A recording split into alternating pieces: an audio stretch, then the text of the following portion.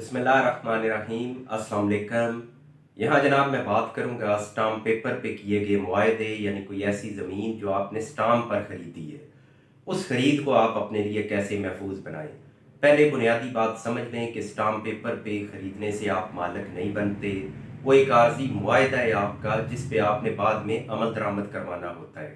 बुनियादी तौर पे ये KPK से सवाल आया है, क्योंकि वहाँ हानाकाश्त के इंतकालात पर पाबंदी है, इसलिए उन लोगों को मजबूरी में स्टाम्प पेपर पे ज़मीन ही ख़रीदनी पड़ती है। लेकिन वो उस वक़्त तक है जब तक इस पाबंदी का खात्मा नहीं होता। जब पाबंदी का खात्मा होगा तो फिर आप लोगों ने इसे अपने नाम करवाना होता है। अब आ जाए कि आप इसको महफूज कैसे बनाएं, तो सबसे अहम बात ये है कि उतनी मालियत का आपने स्टाम्प पेपर लेना है जितना कानून में आपको कहा गया है। जैसे अगर आप पंजाब की बात करें तो यहाँ 1200 रुपये का स्टाम्प पेपर है। मेरा ख्याल है कि KPK में भी यही कुछ होगा, या हो सकता है थोड़ा बहुत इससे कम ज़्यादा हो। तो एक तो आपने मालियत ठीक रखनी है स्टैम्प पेपर की। सेकेंडली ये है कि उस पर्सन से ही आपने एग्रीमेंट करना है जो एक्चुअल मालिक है। बाज़ औक़ात होता ये है कि 2 या 3 या 6 मालिक हैं, तो उसमें से कोई एक आध बंदा या 2 बंदे वो एग्रीमेंट कर लेते हैं, तो वो प्रॉपर नहीं है एग्रीमेंट। आपने तमाम लोगों को, या अगर अकेला ही है शख्स, तो उस डायरेक्ट बंदे से एग्रीमेंट करना है जो उस प्रॉपर्टी का मालिक है। फिर इसमें यह है कि आपने जो गवाह है वो उसमें 2, क्योंकि कम से कम आपको चाहिए होते हैं, तो आपने उसमें 2 गवाह रखने हैं। और गवाह जो है वो कोशिश करें कि ज़्यादा एजड ना हो। अब अक्सर होता है कि ज़्यादा एज के लोग हैं वो उसमें बतौर गवाह शामिल हैं। आपका ये मुआहदा हो सकता है 10 साल बाद आपको मसला बने, इसकी ज़रूरत पड़े, तो उस वक्त पता चले कि अब तो वो गवाह मौजूद ही नहीं रहे। तो इसलिए वो कोशिश करें कि यंग लोग हों और ऐसे हों कि यानी जो जिन पे आप एतमाद रखते हो, तो उनको आप बतौर गवाह शामिल करें। फिर इसमें सबसे अहम ये है कि जो आप अदायगी कर रहे हैं। अब इन भाई ने जिक्र किया कि मैं 50 लाख रुपए अदा कर रहा हूँ, तो 50 लाख जो आप अदा कर रहे हैं, तो ये आप कोशिश करें कि आप कैश में ना अदा करें।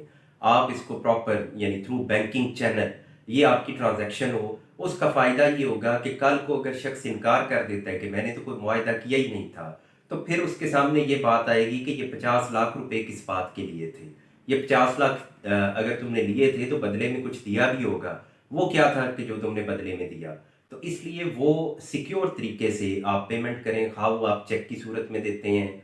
अगर चेक है तो उस चेक का ज़िक्र आ जाए इस मुआहदे के अंदर, और अगर चेक नहीं है, आप वैसे ट्रांसफ़र कर रहे हैं जैसे ऑनलाइन ट्रांसफ़र होती है, तो उसका भी आप अपने पास मुकम्मल प्रूफ रखें कि आपने जो पेमेंट उनको की। फिर इसमें एक बात आपके सामने रखूं कि होता ये है कि जो पार्टीज होती हैं वो आपस में उनकी जो भी शराइत हों, कानून कोई आपको पाबंद नहीं करता कि आपने ये बात लिखनी है और ये बात नहीं लिखनी।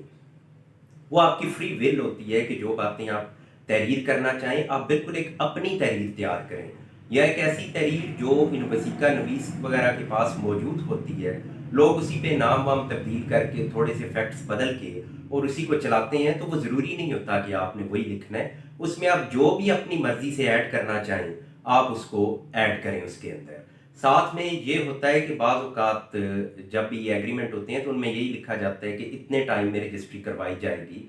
अब इसमें क्योंकि आपके केस में मुद्दत अब कंफर्म नहीं है कि कब जाके वो इंतकालात पे पाबंदी ख़त्म होती है, इसलिए आप तो इसमें वही हवाला देंगे कि जब पाबंदी ख़त्म होगी तो मैं रजिस्ट्री करवाने का पाबंद हूँ, और अगर मैं नहीं रहता तो मेरे बाद मेरे वारसान इसकी पाबंदी करेंगे, और अगर मैं या मेरे वारसान इसके मुताबिक नहीं चलते तो ये शख्स इख्तियार रखता है कि अदालत के ज़रिए जाके ये ज़मीन अपने नाम करवाए।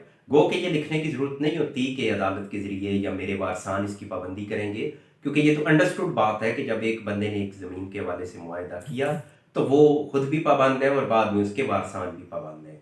फिर इसमें एक इंतहाई अहम बात वो ये कि जब आप रजिस्ट्री करवाते हैं तो उसमें पूरा हदूदरबा लिखा जाता है कि मेरे इस प्लाट के राइट लेफ्ट कौन है। तो यहाँ भी जब आप करने जा रहे हैं तो खाली वो लिख देना कि खेवट कौन सी है या खसरा कौन सा है, तो उसको एनफ ना समझें, बल्कि आप उसमें पूरा उसका हदूदरबा लिखें जिस तरह आप रजिस्ट्री में लिखते हैं, ताकि कल को कोई ये इतराज़ ना करे कि मैंने जनाब सड़क पे नहीं, मैंने तो सड़क से हट के आपको ये रकबा दिया था। इसलिए उसमें एग्जैक्ट तयन हो कि हम कहाँ से ये एग्जैक्ट प्लॉट आपके हैंड ओवर कर रहे हैं। फिर साथ में ये है कि आप उसका कब्ज़ा लें। कब्ज़ा लेने के बाद लेटर ऑन कुछ भी आप करते हैं, यानी अगर तामीरात करते हैं या कोई भी ऐसा काम تو اس میں بھی کوشش کریں کہ آپ اپنے لیے میکسیمم ثبوت کریٹ کرتے جائیں کہ اگر کل کو بندہ منحرف ہو جائے تو میرے پاس اتنے ثبوت ہوں کہ میں عدالت میں ثابت کر سکوں کہ اس پلاٹ کا یا اس جائیداد کا اب مالک میں ہوں۔ اب جناب سب سے اہم بات یہ ہے کہ یہ لکھنا اور اتنی احتیاط سے لکھنا یہ کیوں ضروری ہے؟ تو جناب جس بندے نے نہیں پھرنا اپنی بات سے، وہ نہ بھی لکھا ہو تو وہ نہیں پھرے گا، وہ قائم رہے گا اپنی بات کے اوپر، چاہے اس نے زبانی معاہدہ کیا ہو۔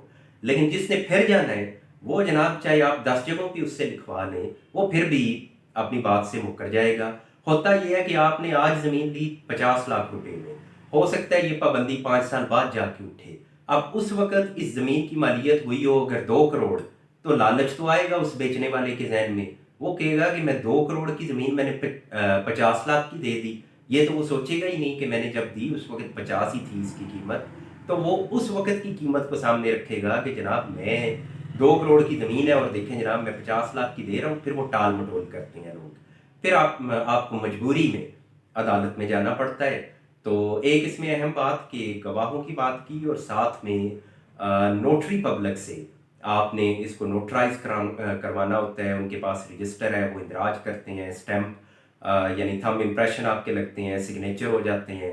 اس کو رجسٹر بھی آپ کروا سکتے ہیں سب رجسٹرار آفس میں، لیکن رجسٹریشن اس کی کمپلسری نہیں ہے، وہ آپشنل ہے۔ اگر آپ اس کی رجسٹریشن کرواتے ہیں تو یہ مزید ساؤنڈ ہو جاتا ہے، اور اگر آپ سپوز نہیں کرواتے تو یہ کیونکہ مینڈیٹری نہیں ہے تو اس کے بغیر بھی یہ بالکل ایک ویلڈ ڈاکیومنٹ ہے۔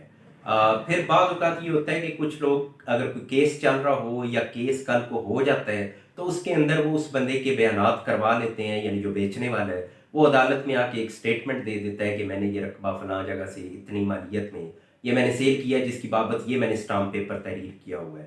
تو پھر کل کو اس کے پاس یہ آپشن نہیں رہ جاتی کہ وہ انکار کرے یا وہ یہ کہے کہ میں نے یہ سیل نہیں کی۔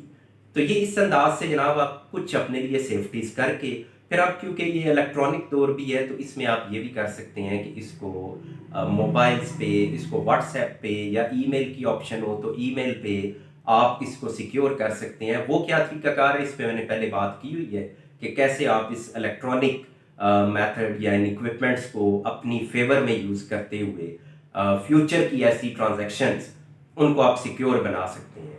تو یہ جناب چند جو میری نظر میں اہم معلومات تھی وہ میں نے آپ کے سامنے رکھی۔ اس کے علاوہ بھی دائرہ کئی ہو سکتی ہیں جو آپ کے ذہنوں میں ہوں گی یا جو دیگر وکلاء اس پہ آپ کو گائیڈ کر سکیں گے، لیکن میرا خیال ہے کہ اتنا کچھ بھی اگر آپ کر لیں تو اس سے کافی حد تک آپ اپنے کسی بھی ڈاکیومنٹ یا ایسے کیے گئے معاہدے کو آپ سیو کر سکتے ہیں۔